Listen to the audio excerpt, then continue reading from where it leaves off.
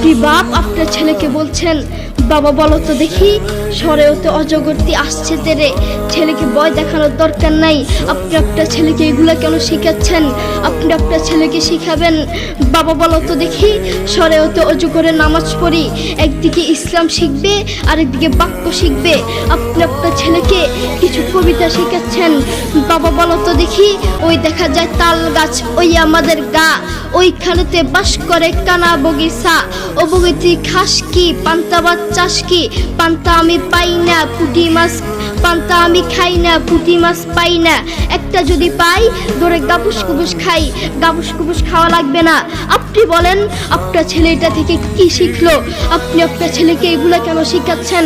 আপনি আপনার ছেলেকে বলবেন, বাবা বলো তো দেখি ওই দেখা যায় কবর, ওই আমাদের ঘর, ওইখানেতে থাকতে হবে অনেকটা বছর। ও কবর তুই চাস কি, নেককার লোক পাস কি, নেককার লোক পাই না।